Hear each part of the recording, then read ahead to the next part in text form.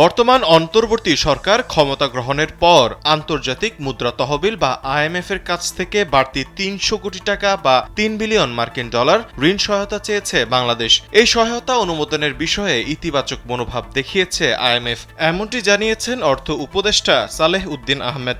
রোববার সচিবালয়ে সাংবাদিকদের সঙ্গে আলাপকালে এসব কথা জানান অর্থ উপদেষ্টা। তিনি বলেন, বাড়তি এই সহায়তা পেতে যেসব সংস্কার প্রয়োজন তার বিষয়ে উদ্যোগ নিচ্ছে অন্তর্বর্তী সরকার। গত বৃহস্পতিবার আইএমএফ এর আবাসিক প্রতিনিধি জয়েন্দ্রদের সঙ্গে অনলাইন বৈঠকে এ বিষয়ে আশ্বস্ত করেন তিনি। সেই বৈঠকে আইএমএফ জানতে চেয়েছিল ৪৭০ কোটি ডলারের ঋণের শর্ত অনুসারে অন্তর্বর্তী সরকার প্রয়োজনীয় সংস্কারের পরিকল্পনা করছে কিনা। স্যান্ডেলিনা সো, রূপচর্চায় আভিজাত্য। এ বিষয়ে অর্থ উপদেষ্টা আইএমএফকে আশ্বস্ত করে বলেন, সংস্কার কাজ বাস্তবায়ন ইতিমধ্যে শুরু হয়েছে এবং তারা ব্যর্থ হবেন না। নতুন করে আরও ৩০০ কোটি ডলার বাজেট সহায়তা চাওয়ার বিষয়ে আইএমএফ খুবই ইতিবাচক বলে জানান অর্থ উপদেষ্টা।